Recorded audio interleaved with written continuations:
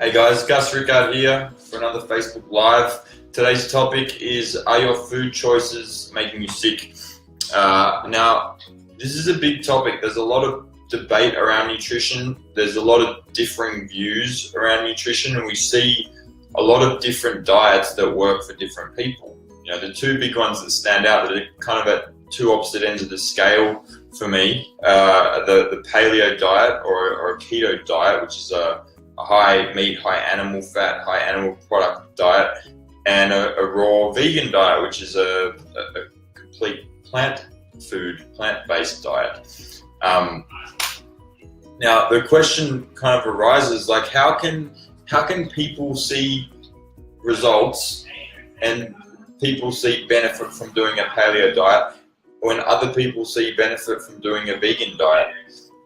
They're obviously looking at nutrition from completely different ways. You know, on my journey through health, I've tried both. I've tried a lot of different diets. I kind of went from being a teenager not giving a shit about my diet and eating crap all the time to going to the modern sports nutrition diet with protein powders and creatine and supplement stuff, which was probably the most unhealthy diet I ever did. Hey guys, hey Jay, hey Angela, Adam, Danny, thanks for joining me. Feel free to ask any questions along the way. So then I started to learn about organic food and eating healthily, and I just kind of ate the way that my body told me to, and I felt pretty good. And then I got into the paleo diet, and I did that for many years. You know, after having read a lot of research on ketogenesis and the benefits of that, and the benefits of a paleo diet on blood sugar regulation and whatnot. And I did it for probably 2 or 3 years, and after a little while, I started to get funny symptoms. Like I didn't see it related to my diet, but I started to sleep poorly, and I'd wake up at 3 in the morning. It was always like 3, right on 3 pretty much. And then I started to get chronic, chronic fatigue really. And eventually I started to think maybe I'm eating too much meat, too much animal food, and I went the complete opposite. I did a raw vegan diet for a little while, and I lasted for about 6 weeks on the raw vegan diet. And I felt really good. All those symptoms kind of cleared, and I started to feel focused and have energy.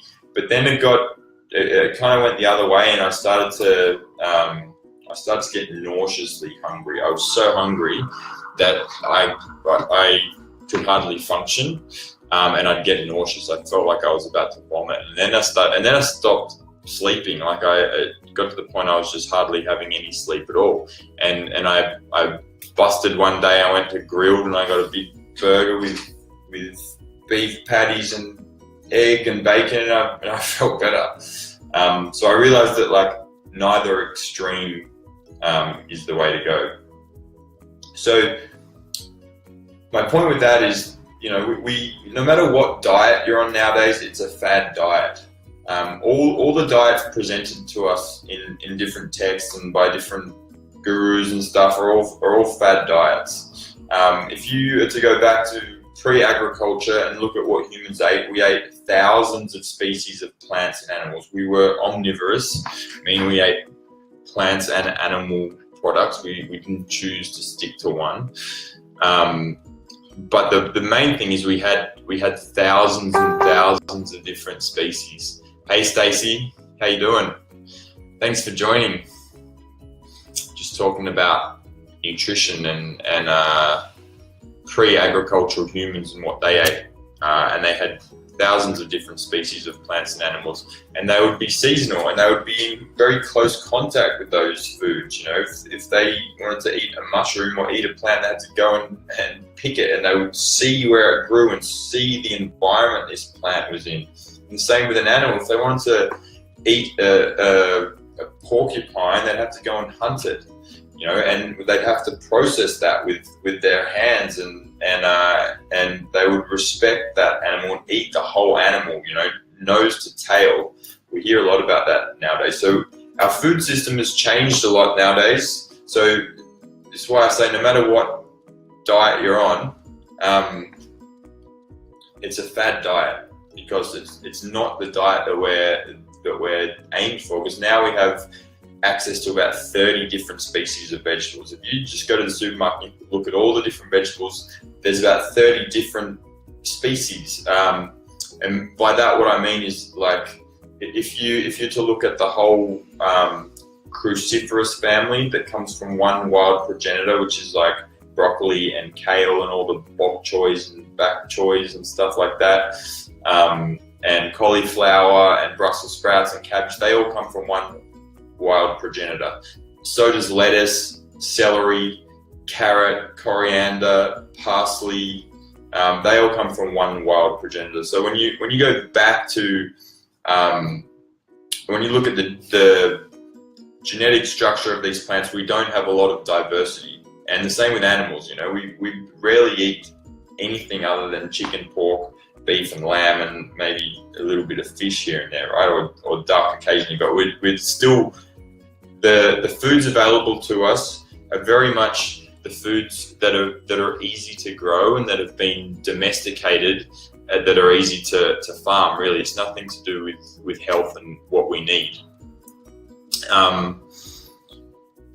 So our food system has changed, and it's really hard to navigate around that. Then we have a lot of different information about what health is. You know, if you look at what the CSIRO recommends, it's very different from what the US FDA, which is what our government tends to follow, recommends, which is very much in alignment with the Heart Foundation, which is the good food pyramid, which has all these grains down the bottom and then fruits and vegetables and nothing really nutritious until the very top, where it tells you to avoid.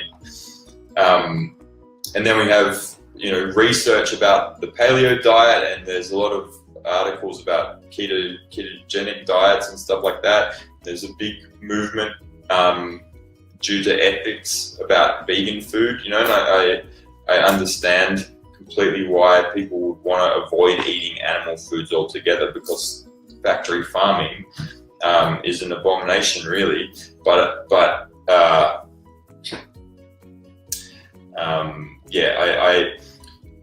What I'm getting at is there's a lot of different reasons that we eat, and there are a lot of different reasons we choose the foods that we choose.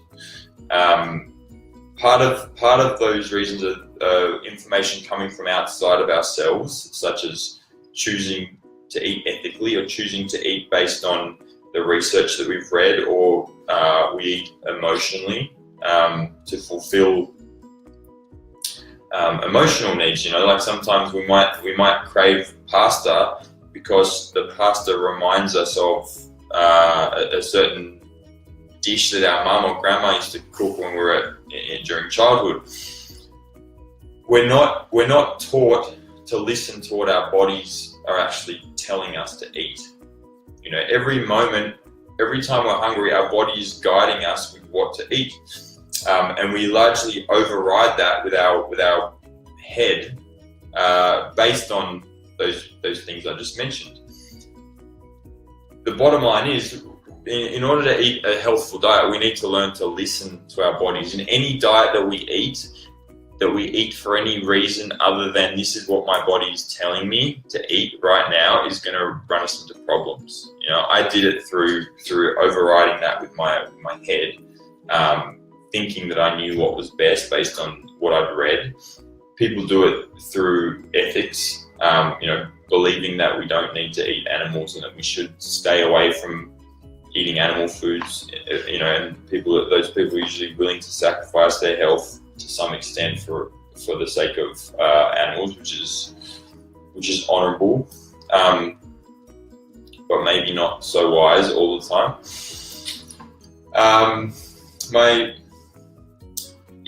So my point is, the question that I posed to you: are your food choices making you sick? So what I'm putting to you guys is to look at, why do you eat the foods that you eat? What reasons do you have for choosing to eat the dish that you're having for dinner or the dish that you're having for breakfast, and to really question those things. Are you eating because you've read and you've read that it's the best diet? You read research and my point is, if you're on a paleo diet, if you've made choices not to eat high starch and carbohydrate foods because of the latest research, there are going to be times when your body tells you that it needs to be eating some starches. It might need potato or sweet potato or even some bread or a nice green juice that has some carrot and beetroot and stuff in there. There are nutrients in those food that your body will signal to you that it needs. And if you're overriding that because you've made a decision based on research that you've read, you're not going to be doing what's in your body's best interest. And the same goes for if you've made food choices based on ethics, that there are going to be times, and I've had this conversation with a lot of people on vegan diets and say there are times they crave a chicken and it takes willpower, craving a roast chicken, walking past a chicken shop or something. I'd say, go with that. If your body's signaling to you that there are nutrients that it needs in the chicken, who are you to override those signals, really? Okay, Stacey, I'm just reading your question here. Just eat really good fresh foods.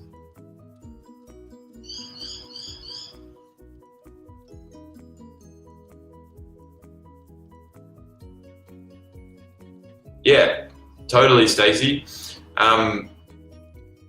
There's nothing wrong with a vegan diet or a paleo diet or anything like that if that's what your body is telling you that it needs, and there will be times that people will do best not eating any animal foods, and you might go long periods of your life where your body doesn't need that. The converse is true as well. There might be long periods of people's lives where they don't need the carbohydrates and the starches, but we need to be able to listen and to not hold on to and not identify with a diet so much that it's hard for us to let go of. So bottom line is, Stacey, yes, with your question, I think it sounds like you're very in tune and you're doing exactly what your body needs. Yeah, exactly. Be flexible to allow your body to guide you. That's it. And when we make choices for whatever reason about what we're not going to eat, it overrides that ability to listen to your body. There are some other things, I think it's wise to look at the quality, the source, and the processing of our food. There is a big difference, in my opinion, between organic vegetables and conventionally grown vegetables. Conventionally grown vegetables are grown in a monoculture, which means, you might have a plot of land that just has carrots growing on it, and they'll usually cover it with pesticides to keep other things from growing. Whereas a carrot grown in a polyculture system will be grown with lots of other plants and animals around it, and will have a greater nutrient diversity and a greater bacterial diversity as well. I read a study a little while ago that said there is no difference between organic food and conventionally raised food, and they had done some nutrient. They had said that based on some study on the levels of nutrients in those food. But I don't think that is by any means indicative of all organic food. It's very much dependent on the way that it was grown. And a lot of organic foods, certified organic foods nowadays that you buy in the big supermarkets like Coles and Woolworths, are still using a monoculture system, just spraying them with plant-based or not so aggressive pesticides and fertilizers and stuff like that. But that's not really like organic farming. If you go to farmers markets, you can often meet the farmers there selling you the food, who grow it in their garden. There are people there that they don't have an organic certification, but they grow things in a really healthy manner. So source, that's the source of the food, and the processing as well. The way we cook food is important with meat in particular, but with all foods. High temperatures just kill, they destroy things. Lower temperatures are meant to Lower temperatures allow things that are less digestible, like collagen in meat, allow it to break down so that we can digest it. So the source and the processing is really important. Stacey, I like what you said about just eating really good fresh food. I think that's huge as well. Just the freshness of food is so important. As soon as food is picked, it starts to degrade to some extent. A lot of the things in those plants will start to oxidize and break down, which is why you get like floppy, wilted plants after a small amount of time.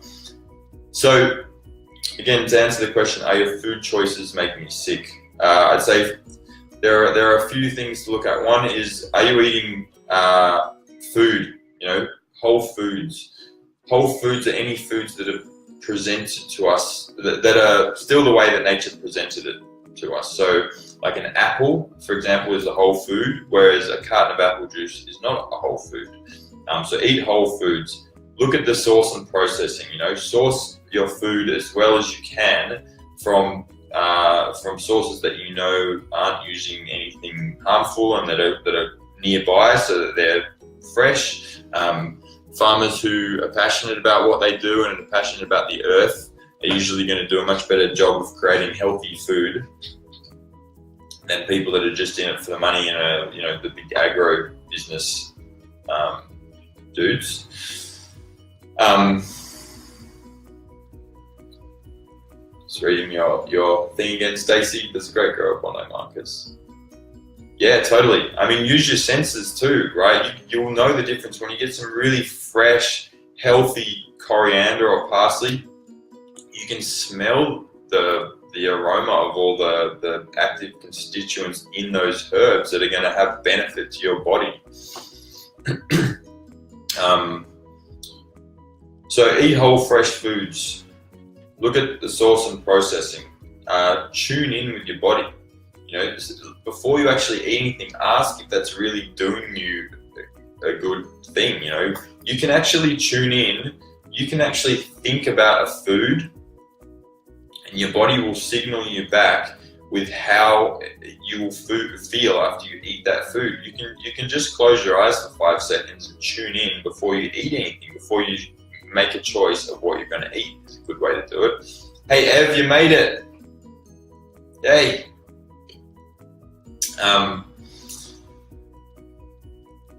So tune in with your body. There are signals that we get from our body after we eat as well.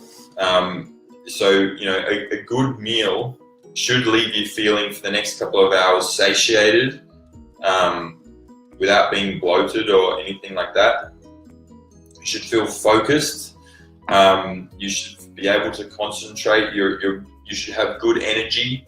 Yeah, a little bit late, but you can watch the rest of it later. I think there'll be some good bits in there for you in here, I hope. So after a meal, you should feel clear in your head. You should feel focused. You should feel satiated. You should have good energy. You shouldn't get hungry again for a few hours. Pay attention to how you feel after your meals. It can be worthwhile to keep a log, to keep a little food diary and just keep note of how you feel based on energy, appetite, and emotions for 2 hours after your meal.